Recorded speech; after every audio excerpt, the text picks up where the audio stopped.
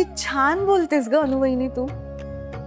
तुला माहितीये तुझ्या या पॉझिटिव्ह अप्रोचमुळे ना माझ्या मनातली थोडी भीती कमी झालीये. कमी झाली आहे ना, बरं झालं. मग आता कसलीच शंका कुशंका मनात दडपण न ठेवता अगदी प्रेमाने आजच्या कार्यक्रमाची तयारी करा मनापासून. आम्ही सगळे तुमच्या सोबत आहोत रेवती. आणि तुम्हाला माहिती आहे का, मी माझ्या पिहू आणि प्रथमसाठी जशी प्रार्थना करते ना रेवती, तशी तुमच्यासाठी पण देवाकडे रोज प्रार्थना करते. देवाला सांगते की आमच्या रेवतीचं सगळं चांगलं होऊ दे, त्यांच्या आयुष्यात कायम सुख येऊ देत. आणि माझी खात्री आहे देव माझी प्रार्थना मनापासून ऐकतो. त्यामुळे काळजी करू नका, सगळं छान होणार आहे. थँक्यू सो मच अनुवहिनी. मला आता प्लीज हेल्प कर ना. मी कोणती साडी नेसू मला काहीच कळत नाही. मी इतकी कन्फ्यूज झाले ना. बघूया ना, त्यासाठीच तर आले मी. केव्हाची मी अशीच बसले होते अगं.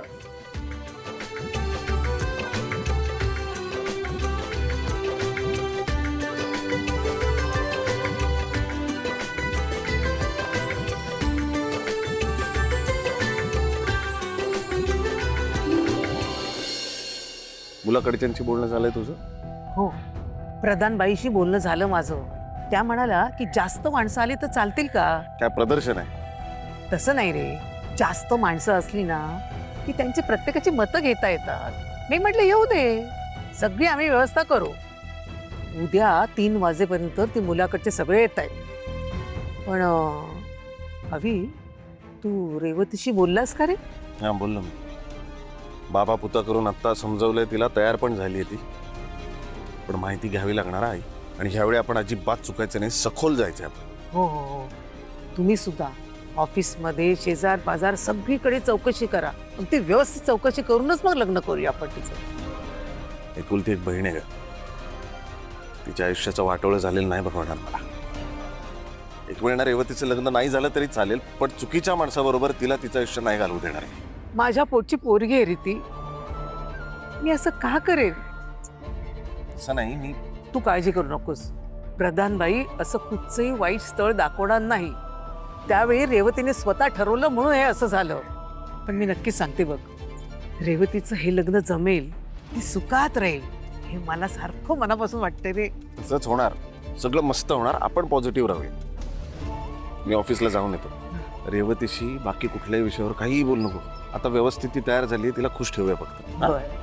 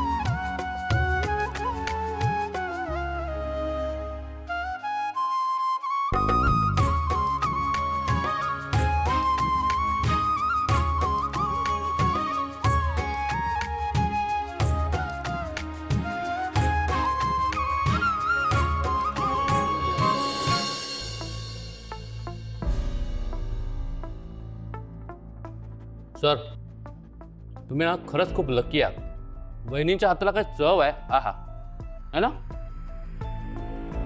मला तर आहे ना सगळ्या बायकांचं कौतुक करावंसं वाटतं. आपल्यासाठी राब राब राबतात, ते पण मनापासून, संपूर्ण समर्पित. काम आहे त्यांचं, ज्याने त्याने आपापलं काम करायलाच पाहिजे. हा बरोबर आहे सर, पण आपण त्यांना हाऊसवाईफ म्हणून हिणवतो. पण विचार करा, त्या कसलाही विचार न करता आपल्या घरात सगळ्यांच्या काय काय फरमाईशी असतात त्या पुऱ्या करतात. कसं आहे ना, बायकांचे फालतू लाड करायचेच नसतात, त्या डोक्यावर चढतात. मग तर बायकोचे आपण लाड नाही करायचे मग कोण करणार? काय झालं तुला? डोक्यावर पडल्यावर का वाटतं? या अचानक तुला बायकोबद्दल प्रेम, अमुक, बायकोला साडी घेऊन देऊया, हे काय? कुठून तू चाललंय हे सगळं? खरं सांगू, आपण बायकोची कदर करायला हवी. आपण केली तर आपल्या घरची कदर करू. आपण रिस्पेक्ट दिला तर आपल्या घरातले रिस्पेक्ट देतात. ती आपली सगळी माणसं सोडून आपल्या भरोशावर आपल्या घरी येते. मग तिच्यासाठी आपण इतकं करू शकतो ना. एकदम त्या श्रीकांत सारखा बोलतो. अरे माझा कॉलेजचा मित्र आहे श्रीकांत, घरी आला होता का? म्हणाला की अनुप्रियाला ते काय रेडिओ स्टेशनला जाऊ दे, सोडावं लागतंय तो म्हटलाय म्हणून. कशासाठी आहे? ती कोण आरजे काय तिचं नाव, श्री काय काय मधुश्री? हा मधुश्री. ती काय स्पर्धा होती, ती स्पर्धा अनु जिंकली. तेव्हा आता त्या मधुश्रीला भेटण्याची संधी वगैरे तिला मिळाली आहे. काय गरज आहे? ग्रेट सर, तुम्ही दिली ना परमिशन. मला सांगा किती वाजता कार्यक्रम आहे, म्हणजे माझ्या बायकोला सांगायला. 4 वाजता आहे. नाही बरं झालं त्यावरून आठवलं, आज रेवतीला बघायला येतात मुलाकडचे, त्यामुळे मी पण आज जरा लवकर निघतोय. तर घरी थांबायला हवं रे. तुम्ही जा, ऑफिसमधलं मी सगळं बघतो. आणि रेवतीला माझ्याकडून ऑल द बेस्ट सांगा. आणि वहिनींना अभिनंदन. तिचं काय आहे ते मधुश्री रेडिओ काय आहे ते महत्वाचं काय? रेवती